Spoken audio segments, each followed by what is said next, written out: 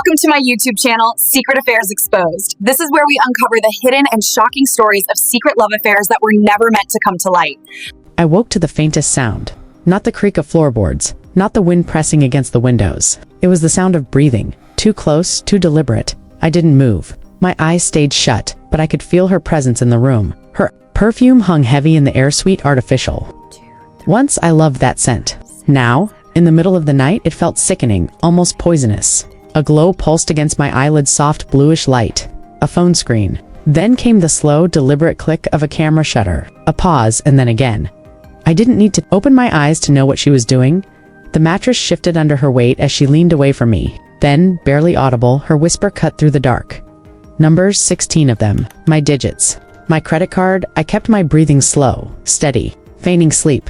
When the light vanished and her footsteps padded quietly toward the kitchen, I counted each step. I heard the faint rustle of paper, my wallet. She moved it back when she returned, but it wasn't quite right. Half an inch to the left, she thought I wouldn't notice.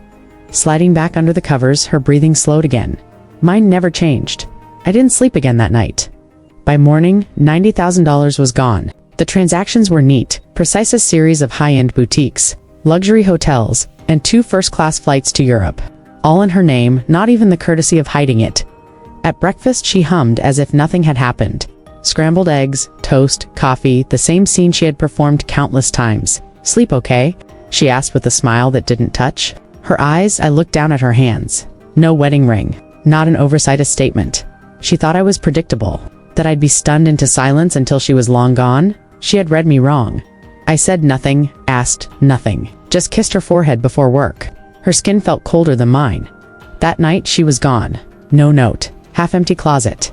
Only the faint scent of her perfume clinging to the air like a ghost refusing to leave. The next 7 days were slow, deliberate. I went to work, came home, went to work again. Outwardly, nothing had changed. Inside, I was tracing her every move. Statements, location history, emails. She had forwarded confirmations from her personal account to a hidden folder she thought I didn't know about. Each receipt was a clue. Paris, Milan, a villa in the south of France for 2 guests. The second guest was a man I'd never met, but his shadow appeared in her photos, always just at the edge of the frame. I memorized him. Her flights home were booked under her maiden name. That detail told me everything. She was planning a clean break. No trace of me attached. What she didn't know. She had made every purchase with a credit card I hadn't touched in years. A card she didn't know was already canceled. A card flagged by the bank. The call came from the fraud division on Thursday afternoon. Every charge she'd made had been authorized in the system, but no actual money had left my account. The merchants would demand repayment. The hotels, airlines, boutiques, every single one would claw their money back, and all of it would land on her. I waited for her return when she walked into the kitchen. She wore a designer coat I recognized from the Paris receipts.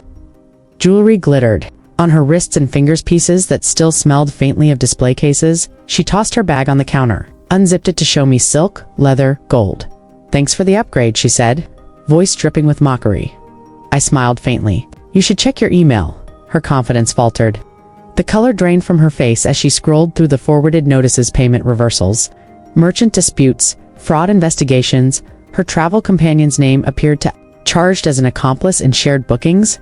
"You," she started, but I cut her off. I didn't spend a thing. Her eyes darted down the list of transactions, the frozen accounts, the warnings of potential arrest if payment wasn't made. Immediately, the coat on her shoulders seemed heavier now.